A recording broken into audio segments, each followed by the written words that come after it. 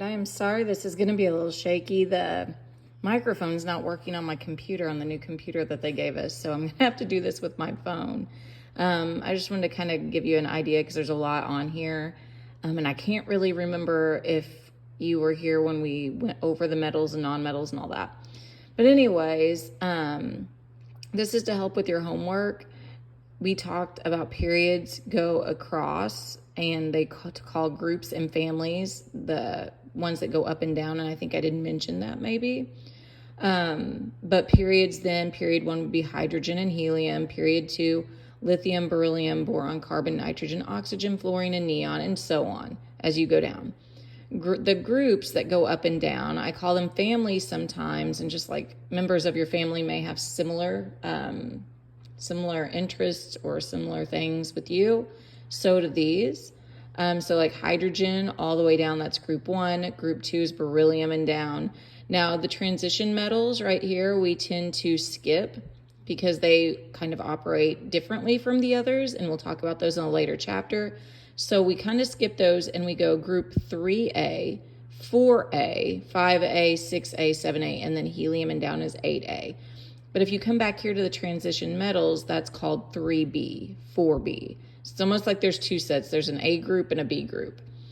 As far as the names, I have my alkaline metals, my alkaline earth metals. These all in the middle are considered transition metals. These they'll just call like carbon family, nitrogen family. But then fluorine and down, they're called halogens or halides sometimes. And then the last row is my noble gases. And we'll talk more about like why they're noble gases and how all of these work in the next chapter.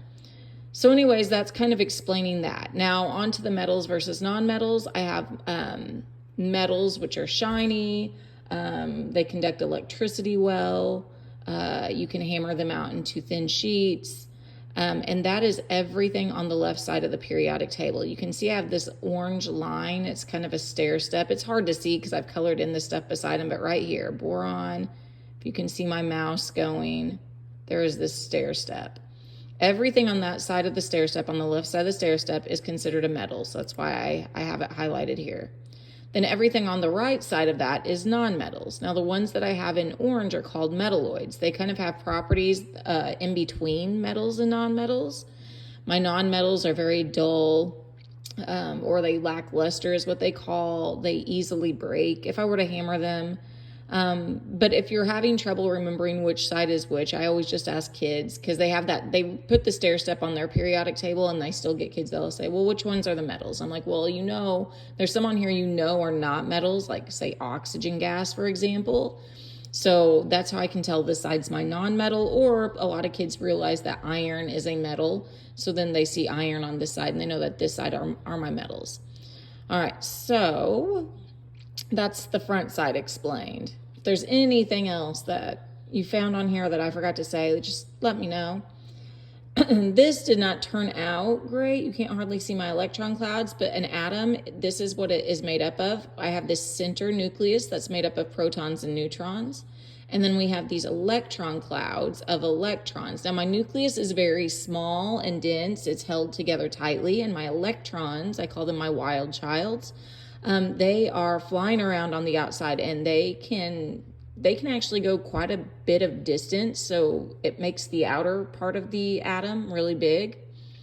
As far as my three, they call them subatomic particles: protons, neutrons, electrons. Here's the charges. Protons are positive, neutrons neutral, and electrons are a -1 charge.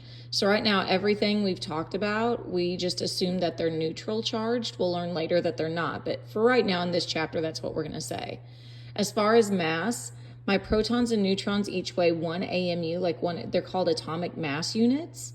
My electrons do have a weight, but it is so tiny that they just kind of count them as 0, because all of the masses on this periodic table, they're just averages anyway. So if I went out and looked at carbon, it may not weigh 12.01. That's just an average. So it's okay for us to kind of do that. We kind of have a general idea of how much they weigh. All right, so what that means is that most of my mass is in this nucleus. And if you look at the charges, I have positive protons and neutral neutrons, which means my nucleus has this positive charge, and my negatives are all out here outside. Now, my protons will not change. They do not move. So for instance, kind of moving down here, my atomic number will tell me protons always. So if I scroll back up here, hydrogen has 1 proton, helium has 2 protons. That will not change. If all of a sudden I get 3 protons, I'm not helium anymore, I'm lithium. And we can't change elements like that. So my proton numbers do not change. They just don't in nature. Now, neutrons can change, and that's because they can decay and they can break down. We've not talked too much about that yet. They're called isotopes. So for example, I'm going to use carbon because that's a common one. Carbon 12, I may go out and I find carbon that weighs 12. I may go out and find a carbon that weighs 14. So if my weight came from my protons and my neutrons, and I have a different weight, and I know my proton number can't change, it's my neutrons that have changed. So carbon can be carbon 12, carbon 14. There's a bunch of stuff on here that can have different weights, and it's simply the neutron number has changed, not my protons.